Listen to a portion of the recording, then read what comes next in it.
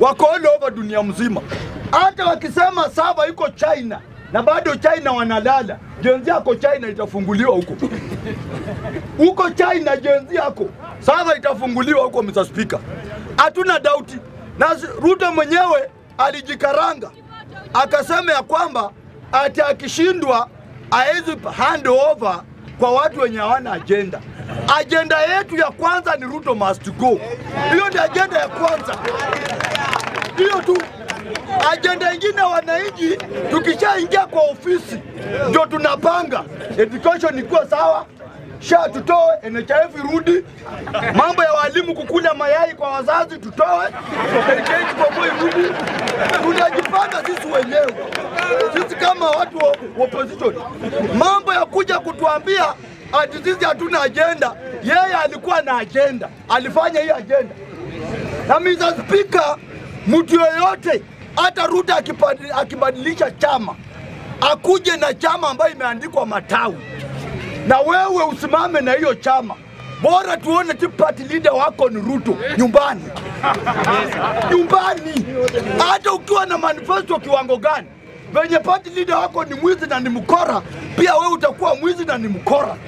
Tunakusafirisha nyumbani roho safi. So sahi mimi nashukuru majenzi.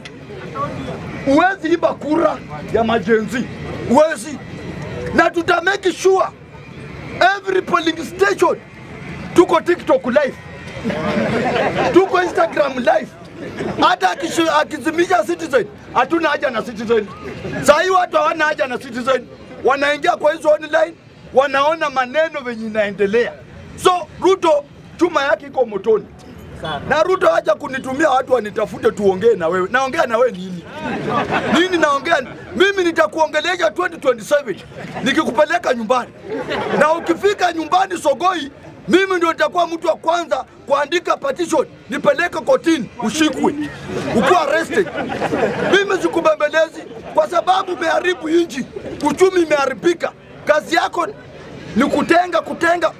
Sasa uko karibu kuanza kutaga mayai. Uko tu karibu kuanza kutaga mayai mahali unaenda. Juzi amekuwa Meru, Gachagua pia Meru. Mimi ni mwanaume ama si mwanaume? Mimi nimeweza ama sijaweza? Mama ama si mama? Mama ama si mama? Sasa watu ninafaa tubishane na watu 2027.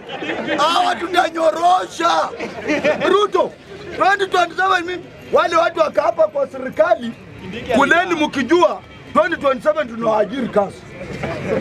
Mr. Speaker, mada ya mwisho sawa naongelea mada mbili peke yake. Hii ya maandamano.